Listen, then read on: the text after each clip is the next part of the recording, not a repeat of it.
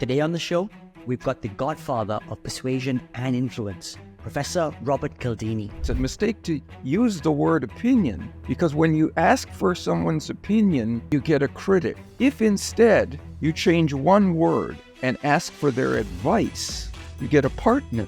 With over 7 million books sold, he really is the world leader in getting people to say yes. Now tune in to this episode as it's packed full of persuasion techniques to get you your next job interview or win the next sales pitch.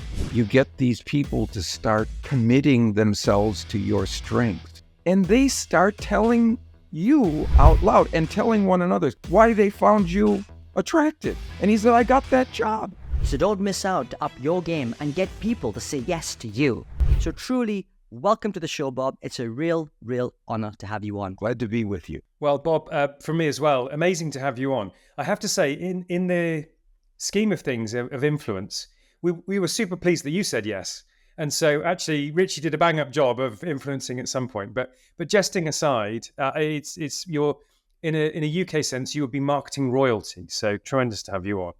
And I'm going to get straight into it, which is really just to understand why this passion for the topic of persuasion and influence. How did that all begin for you? You know, I think it had to do with the fact that all my life I've been a pushover for the appeals of various salespeople or fundraisers who've come to my door, and I would always find myself in unwanted possession of things that I didn't really want. And I remember one time in particular, I was an undergraduate at the University of Wisconsin and in a dorm and didn't have a lot of money. And there's a knock on the door, and there was a young man who was a dorm mate of mine. He was in the same dormitory, and he was selling subscriptions to Sports Illustrated magazine. Well, I like sports, but I'm not one of these guys who needs a lot of statistics and so on. And I didn't have a lot of money, so I was preparing to say no to him. And then he said, you know, this deal that we have is only good for this weekend. After this weekend, it's gone. And he's also said, you know, all the authorities, the great sports writers and columnists say that Sports Illustrated is the best sports magazine you can buy. And by the way, a lot of your colleagues here right on the hall have been buying this package. And so I bought the package. I bought the subscription. And I remember closing the door and kind of leaning back against it and saying, what just happened here? Again, Cialdini, you didn't want the merits of the thing. That's not what got you to say yes. It was the way the psychological factors that he brought into the presentation of the thing. It's authority, testimonials, it's social proof, all the people around you, it's scarcity, the deal is scarce. He even complimented me when I opened the door on the decor of my dorm room and so on. We're using all these principles, and I thought, well, that's interesting. That's worth studying. If there are optimal ways of presenting your case rather than changing your case, that's what I'll call persuasion. That's what I think is worthy of pursuit. So that was the startup for it. Yeah, for the whole process of deciding to study the social influence process. That sounds interesting. And it's sort of fitting that you talked about the example around Sports Illustrated, particularly because having done my homework before this interview, it seems like you were almost going to be a baseball player. Yes. In high school, I was a very good baseball player and even had a scout willing to sign me to a contract to play minor league baseball. So he brought this contract, but his pen didn't work. So we went to his car to get another pen. And along the way, he said, let me ask you something. Are you any good at school? I said, yeah, actually, I like school a lot. He said, are you good enough to go to college? Yeah. Good enough to graduate from college? Yes. And he put the contract away. He said, go to school, kid. Go to school. Because the truth is, you're probably not going to make the major leagues. Right? But if you have something else that you're good at and that you really love, right, where you can succeed, take that route. I'll never forget that and how important that was. We're always told, go for your dreams, go for your dreams. Yeah, we should go for our dreams, but go for the one that you have the greatest success, the greatest chance of succeeding at, not just the one that is in the top of your mind because you just, would love to be the greatest center fielder since Willie Mays or Mickey Mantle. Those were my heroes at the time. That probably wasn't reasonable. It wasn't realistic. But I could be a researcher because I loved that and I was good at it. And so I knew that, and so that's how I got started. Well, that's an important moment of honest feedback that you got there, and it became a sliding doors moment. And baseball's loss. It wasn't a great loss to baseball. You'll be the judge of that. But anyway, I'm very grateful that happened. But so you've made your life's work in reality, and so a global guru and expert in terms of what makes people say yes and how to get persuasion. What have you seen to be most powerful in and around marketing? Well, I'll say in a couple of ways. I think the one that really is most accessible is social proof. The idea that people, when they are uncertain, look outside of themselves for evidence of what they should do in that situation. And one place they look is to peers, to people like them, people around them like them.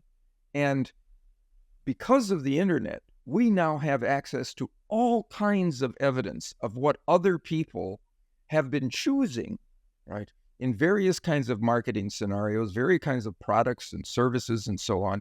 We've got star ratings, we've got various kinds of comments, we've got product groups. We can sample what people from all over the world have been saying about a particular step. And if we can capture that as marketers and honestly depict the extent to which what we have offered has been well received and positively reviewed by our past customers, we're going to get more customers.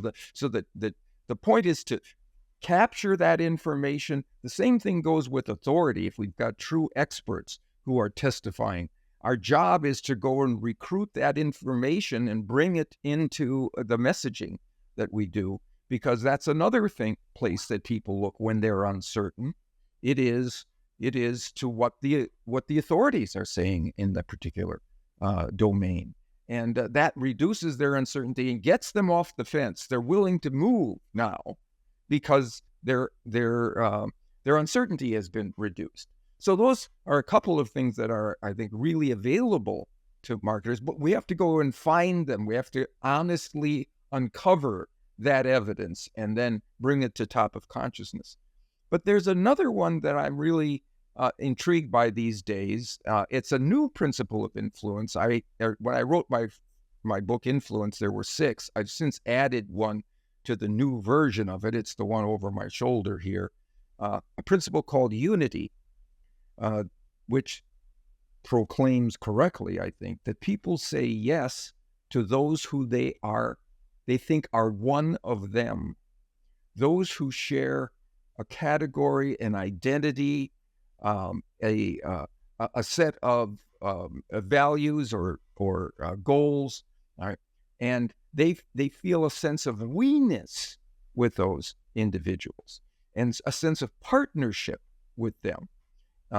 So the thing that I think the single most impressive marketing development in the last 2 decades for me is co-creation, where a company says to its existing customers or even prospects, help us develop the next generation of what we have to offer. Be our partner with this. Come into unity with us in this common purpose of improving this product or service so that it will be better for all concerned, right? And join us in this. And so you ask these people to really unitize with you in this goal. And the research is unambiguous. You get enormous impact on brand favorability from those who co-create with you, and loyalty. They stay with you because they are one of you now. Right? And then there's one more little fill-up on the end of this, which is when you ask them for their input into the next generation, the next set of products or services. What we typically do is make the mistake of asking them for their opinion on this. It's not a mistake to ask for their input. It's a mistake to use the word opinion, because when you ask for someone's opinion, they step back from you and you get a critic. They literally separate. They put a psychological space between you and that other person. All right? If instead you change one word and ask for their advice, you get a partner. And the research is very clear. If you are asking people for their buy-in for a particular development or an initiative or a campaign, and you ask for their advice on it, not only do they become more favorable to your idea, they give you better input because they're complicit in the process. They work harder. It's theirs. It's the sense of unity that you've established. So, the newest research shows that not only does asking for advice work better than asking for opinion, it also works significantly better than asking for feedback, which is the other major way that we request people to join us, right? So in both of those ways, asking for partnership in the first place, for co-creation, and then using the term advice, both ramify into a greater sense of unity and a more positive and favorable response. Gosh, I mean, that is something so tangible that we all can do day in, day out. And that single-handedly will have an impact and influence the outcomes that we're all striving for. I mean, incredibly insightful. One of the other notions that sprang to my mind as you were describing the role of unity was also the role of likability. And I wondered if you had a thought and opinion about how important is it, particularly in an exchange transaction process, that there is elements of likability. And part two, if it is important, how do you think we should best foster that in order to get the most out of that relationship or transaction? So what the research shows is that there are two, nobody's surprised that we prefer to do business with people we like, all right? But there are two things that we can undertake that increase the rapport. One is similarity, showing people how we are comparable to them on a lot of dimensions. Just as we have similar tastes in music, we like to vacation in the mountains rather than the sea. Whatever those things increase liking. So simply identifying opportunities for raising liking works. Now, that works in a face-to-face situation, right? Where you can do a sociable interaction with people, find out what parallels there are, and then raise them to consciousness and so on. What about if you're online? Is there anything you can do there? Turns out there is. There was a study of 6,700 commercial websites, right? And they looked at A/B tests in which they included or took away 29 different features. And they looked at the impact on conversions of including versus not including one of those features. And the features some of them were economic, like free shipping. Some of them were technological, like do we have a search function inside the website so people can go around easily? Some were even sales related. Is there a call to action line? Right? And they looked at these, and it turns out to warming my heart, the top were the principles of influence: scarcity, social proof, authority, commitment and consistency. These kinds of things that have always worked in various kinds of platforms. It didn't have to be online, but they always work. But there was, how do you get liking? You never saw, you didn't get to meet this person online, right? All you have is this person has received a message from you. You've never met that person. This person doesn't know you, no history with you.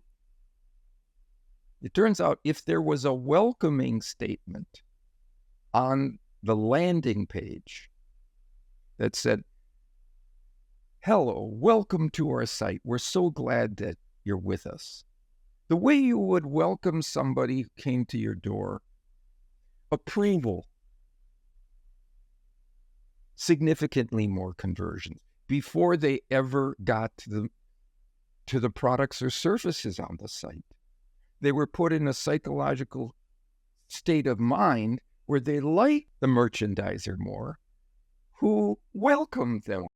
Something as simple and fundamental as that, we can put that into our marketing efforts, even online. I so agree with you. Just a little follow-up on that was I was reading your research, and you talked about the role of telling people that you like them and telling people that you approve of them has a very significant impact on the relationship moving forward. That was quite a remarkable insight for me. I wonder if you could elaborate a little bit on that. Well, yeah, there's no question about it. Even if you're an expert, there's a quote: "People don't care how much you know until they know how much you care." Even experts, if you approve of them, if you show them rapport, if you show similarities or give them compliments and so on, you're much more likely to be liked. And the evidence is clear. We prefer to do business with the people we like, right? So the key is not knowing that. Everybody knows that. It's what are the strategies, what are the steps you can take to instigate that sense of rapport, right? So, yeah, liking is certainly one of them. And the hard part is online getting that stuff across. Yeah, so a welcoming statement is one example of how to do it. What's interesting about this, Bob, is that a lot of it feels like common sense, but of course, common sense isn't that common. And so you're giving us some amazing practical applications of things that will make a difference. I want to pick up on reciprocity, because I think that's sort of intrinsic to this. And then I'm remembering the Ben Franklin effect, which says that people are more likely to do you a favor if they've done you a favor than if you do them a favor, which talks about people becoming invested. And actually getting somebody's advice is a good way to trigger that. So what's the balance between reciprocity and the Ben Franklin effect? Both work for different reasons. Reciprocity, if we give first, people feel grateful to us. They feel obligated. They want to give in return. And the best thing a marketer can do, I think, is you can do samples and free products or discounts and so on, but those are costly. You can provide information for people that will benefit them, about the particular product arena in which you're dealing, or giving them the top 5 tips or the 5 things to avoid in this particular area. Give them some information, and they feel more grateful and are more likely to give back. The Ben Franklin effect is one that he said, if you really want to turn an enemy, actually a rival, into a friend, ask that person to lend you a book. In other words, that person has made a commitment to you, to your welfare. And people want, after that, they want to be consistent with their commitments. If they say to themselves, look, I've just given Mark this book that he is interested in, that's from my library and that I value, what does it say about me and Mark? I've made a commitment to improve Mark's outcomes. And then what Franklin said is that he returns the book with one of his own.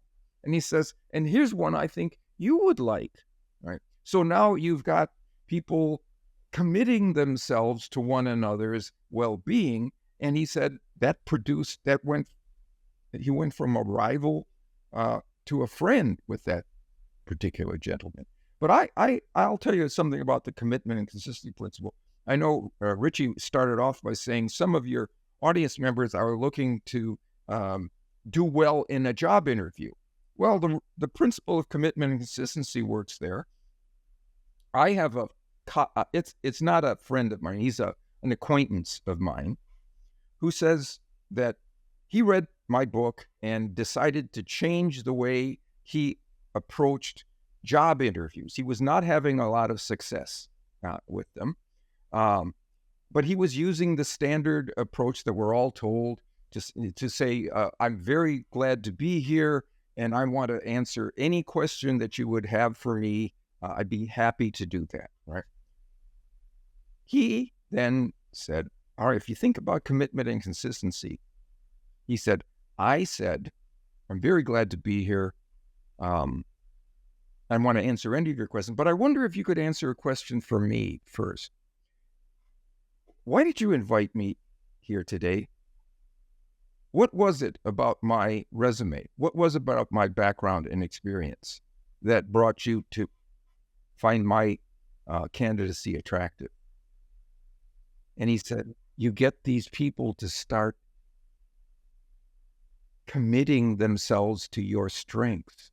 The saying, well, we really liked the training that you had, or we really liked your traits, or we really liked what you said about our product. And now they're doing the job of promoting him themselves. They're the ones who are presenting his strengths, right?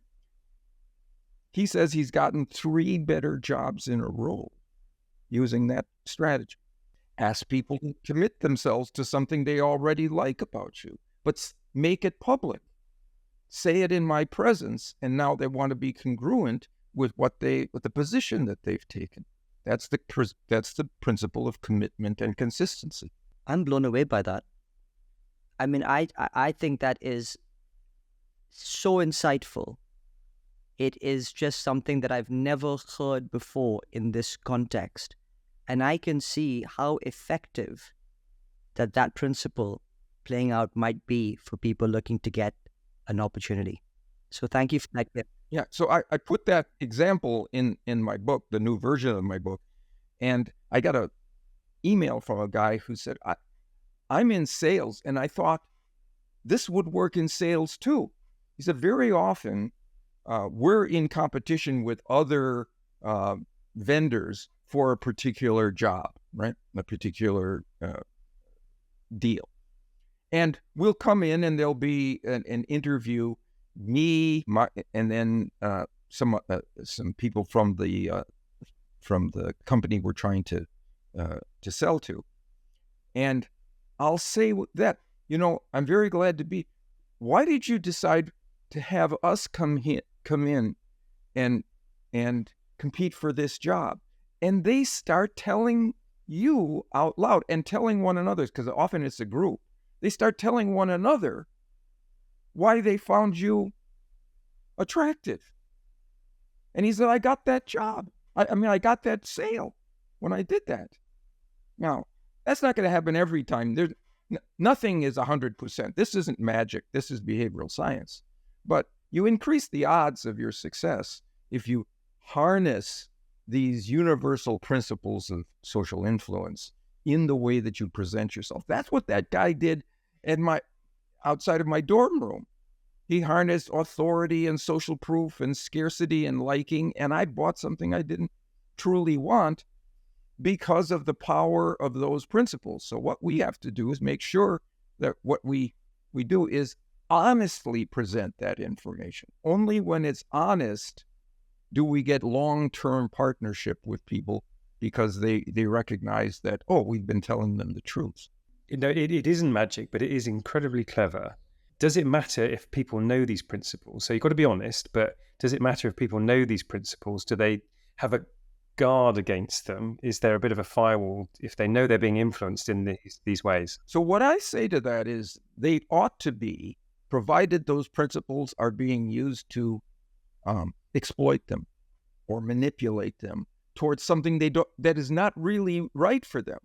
If, however, you honestly tell people of what the authorities are saying, the experts are saying about your product, or you honestly tell them about your market share or a trend in the direction of your product, that's information they want. This happened to me with the scarcity principle. It says people want more of those things they can have less of. I was in a shop, and it was a appliance store, and I saw a particular TV set that was very highly rated by Consumer Reports, a magazine I get, and it was on sale. And so I was standing in front of it, kind of looking at some of the features, and a salesperson came up to me and said, "See, you're interested in this set at this price. I can see why. It's a great deal, but I have to tell you, it's our last one." And I just got a call from a woman who said she might be down to the store to pick it up later this afternoon. Well, I know about the principle of influence, of scarcity, and I'm supposed to be the godfather of influence. But 20 minutes later, I'm wheeling out of the store with that in my cart because I'm as susceptible to these principles as anyone, and they steer us correctly when they're true. If it truly is the last one, I want to know that information, right? I want that information. I want that salesperson to tell me that it's the last one. If he didn't tell me that it was the last one, and I went back home and to think about it, and then I came back later that evening to buy it, and it was gone, and the salesman said, "Oh yeah, it was our last one," I would be furious with him for not telling me it was the last one. When scarcity is truly there, I want to know it. I want to know it. When social proof is truly there, I want to know it. When authority is there, I want to know it. When people like me, I want to know it. All right. So just because I know these things exist doesn't cause me to want to move away from them if people have employed them. As long as they've done so honestly, as long as it's an ethical approach, then it doesn't matter that I know the principle. I still want to align myself with it. Makes complete sense. Honesty is the key. So I'm thinking you're going to have quite a strong perspective on misinformation and exploitation, particularly in social media. And are there any countermeasures to it being used in the wrong way in the wrong hands? We forget that we can kick back at misinformation on social media. We can penalize the people who have been deceptive or bad actors by letting everybody else know about that experience. Right? We shouldn't be passive recipients of this and then say, "Oh, well, I was fooled." If somebody pulled something over on us, not only should we do that after the fact, before we buy, we should check to make sure that other people haven't provided that same disqualifying information about this product or service for us to take into account. So we search it first. If that doesn't work, if we still are fooled, now we go back and penalize those who have been dishonest. Bob, I'd like to ask, there's a seminal piece of of insight that I think has shaped certainly the way that we think about purposeful brands, which came from a gentleman called Simon Sinek, and it's around starting with why. I'm not sure if you've come across his TED Talk. And he talks about the role of trying to articulate an organization's why at the center of it, and that therefore has a massive influence and impact on the buying process. And I just wonder if, what's your view on that notion of starting conversations with why over and above things like your product descriptions or other elements that you may talk about or talk to? Well, I would agree that why is crucial, and it should be a question that's asked early in the process. But I think you have to establish rapport first. You have to establish liking, just like that welcoming statement on a website. Get people in a state of mind that is favorable and amenable to your products and services and you as a partner. One of the things that is most likely to produce a positive response from someone is a smile. There should be a picture of you on your site smiling. None of this sort of look that you often get, I'm down to business, I'm serious, smile. They want to be accepted first. I was listening to a radio interview of a guy who did research on people in service industries. So attorneys, doctors, dentists, anybody, financial advisors, anybody who, when somebody walks in, there's a desk and there's a receptionist behind the desk. And he asked them, what's the thing you want most from that receptionist? And it wasn't knowledge or attention or competence, know-how. It was a smile. That's what they wanted most.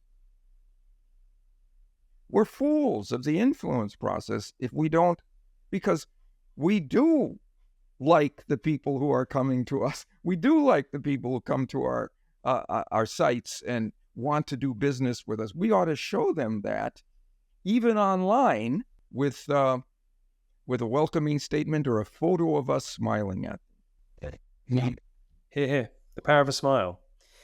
So you've got a lifetime's body of work, but if we look ahead, what are some of the emerging trends or areas of research and influence and persuasion that you're most excited about? I think the two most important, we've already spoken a little bit about it,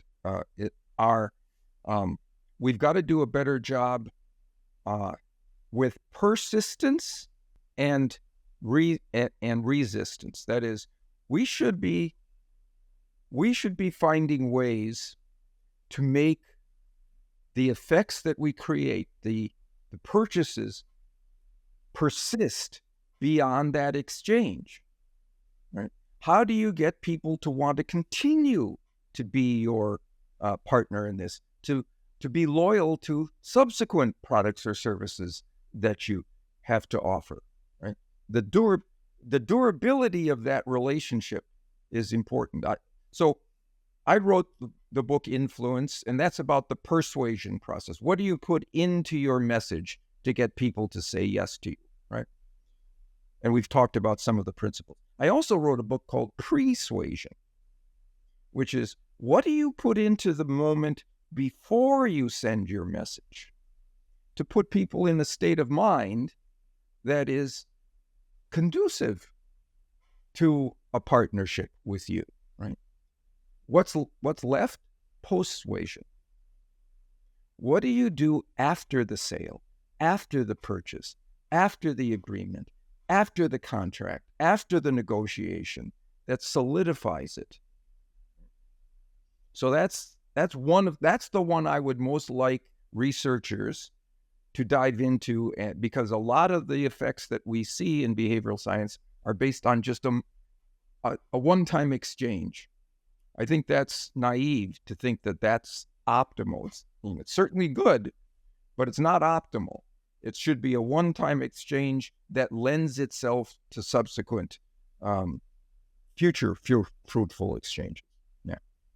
And then the idea of resistance is the thing that we were talking, this whole way that we have to deal with misinformation and disinformation.